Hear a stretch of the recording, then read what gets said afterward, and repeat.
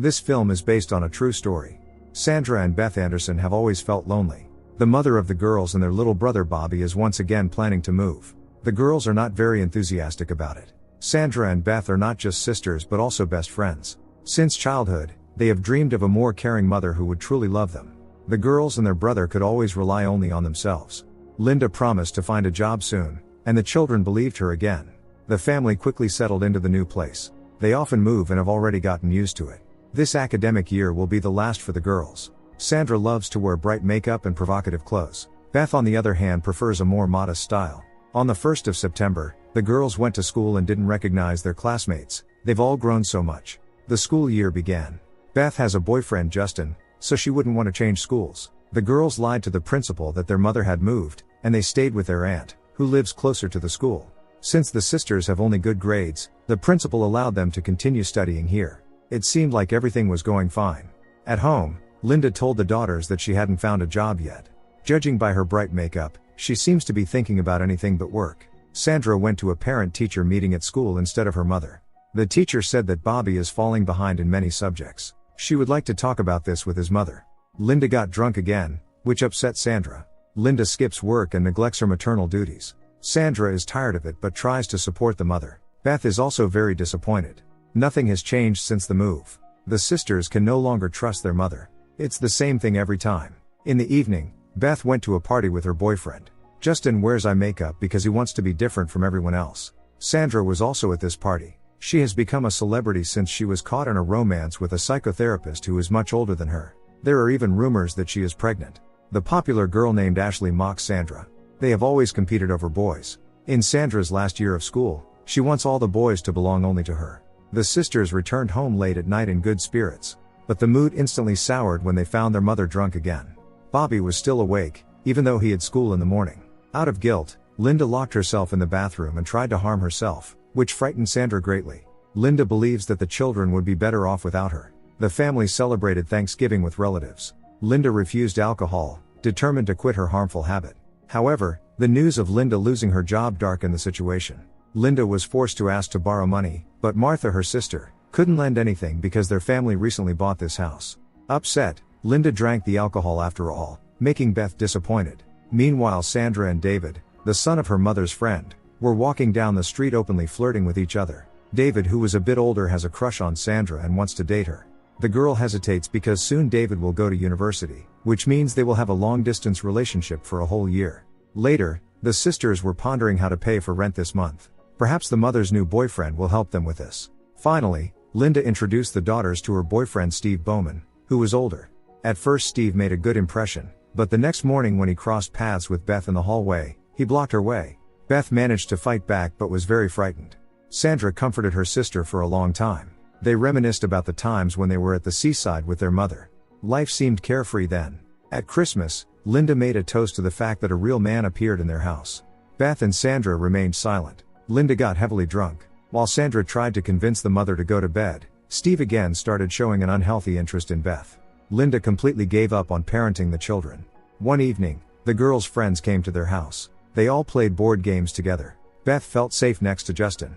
Linda got drunk again, and Steve lost his temper when he lost the game. After Linda and Steve went to bed, Justin joked that if Linda weren't alive, it would solve all the problems. The girls don't know who to turn to for help. No one believes that their mother drinks heavily and that Steve behaves inappropriately. Eventually the girls told their father everything, but he's powerless to do anything since his ex-wife is the sole guardian of the daughters. The father promised to talk to Linda but refused to help financially because he now has another family. Aunt Martha couldn't help either, thinking that her sister is just going through a tough time. Martha advised the nieces to be more patient. Every morning Linda suffers from a severe hangover. She endures constant abuse from Steve, who continues to show interest in Beth. When she responded rudely to him, he accused her of ingratitude. Without Steve, Beth and her entire family would have been on the streets long ago. Witnessing yet another argument, Sandra drove Steve away. But the sisters know he will come back. They can't even run away from home because in that case, their younger brother will be left unprotected. Sandra is tired of having to fight for survival day after day, although with their abilities, all roads could have been open to them. The girls often fantasize about the perfect mother, but it will never happen in reality. Beth suggested to her sister the idea of getting rid of their mother. Despite the conflicts, Ashley dines at the same table with Sandra and Beth in the school cafeteria. The girls mentioned that if their mother were gone, they would receive $100,000 in insurance. That would make them happy. When concerned, Justin asked if they were serious. Beth assured him that it was just a joke. However, both Ashley and Justin were enthusiastic about this idea and helped Sandra and Beth find ways to get rid of their mother. Most importantly, it had to look like an accident. Eventually, Sandra suggested giving Linda plenty of alcohol and then moving her into a filled bathtub. Coming home, the girls were surprised to find their mother sober. It turned out Linda wanted to move in with Steve along with all her children. He didn't mind at all, unlike Linda's daughters. Obviously, Linda doesn't love Steve, but tolerates him for the money.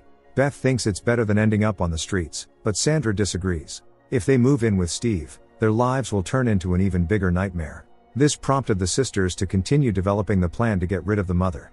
Their friends helped them. Of course, everyone took it as a joke. The sisters don't know what to do next.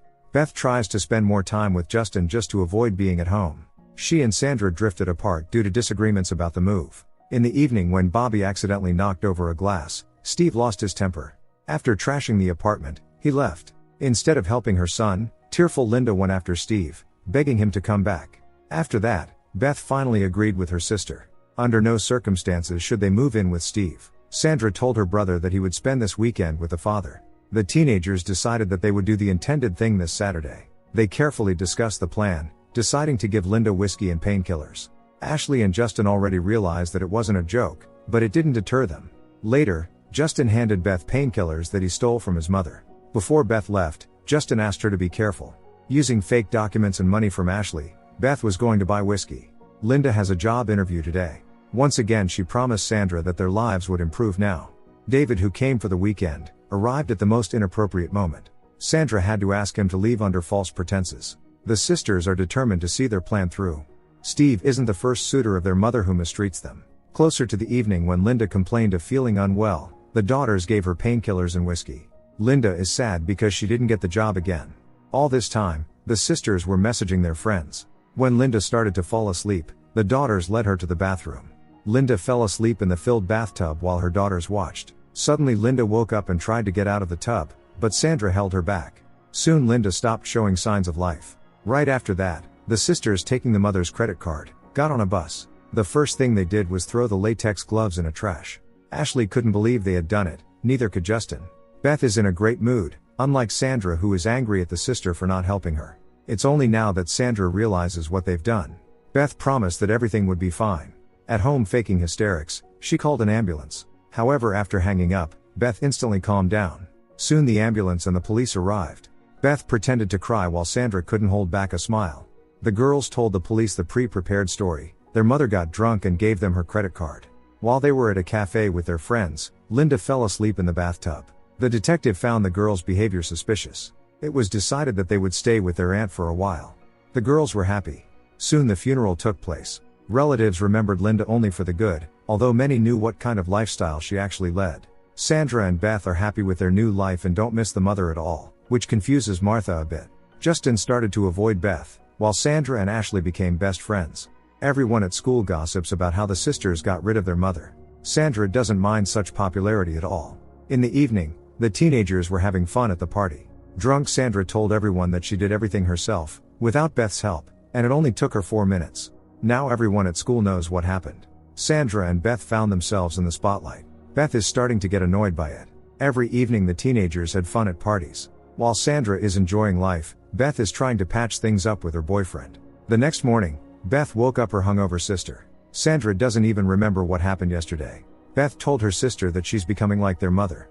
David is also very worried about Sandra, believing she's a good person with a lot of bad luck in life. However, Sandra knows for sure that she's not a good person. David just doesn't know what she's done yet. When Sandra hinted that what happened to her mother wasn't an accident, he was puzzled. Sandra also revealed how many boyfriends she'd had. David replied that she really resembles her mother. Sandra sank into depression and tried to harm herself, but the sister saved her. Sandra cannot accept the fact that she has done everything with her own hands. Beth regrets that it turned out this way, but nothing can be changed now. They have to stop talking about it to everyone, otherwise it was all in vain. David thought for a long time before calling the police and saying he had information about Linda's case. Beth regularly checks if anyone from school has posted about what they did on social media. When Sandra left the house, she saw David, who apologized for everything and offered her a ride. Sandra got into his car, unaware of the listening device. David gently started the conversation, asking about Linda. Sandra didn't deny that she did it. The police questioned all the sisters' friends. Both Ashley and Justin claimed they thought it was a joke. Beth, remaining calm, told the detective that they made it up just to get attention. Sandra on the other hand panicked and refused to answer questions without her sister. Soon the first court hearing took place, which ruled that until the investigation is over, the sisters will be placed under house arrest. They still hope to get away with it. The most important thing for them is that Bobby is safe. Sandra and Beth wanted to make sure they deleted all the messages and got rid of all the evidence. Soon, the police showed up at Martha's house with a search warrant. Laptops and other items were seized. Martha refused to believe until the last moment that her nieces were capable of such things.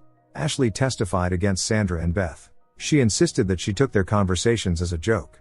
But Justin faced more serious problems. It was he who passed the pills to Beth, so he automatically became an accomplice. The police promised him probation in exchange for cooperation.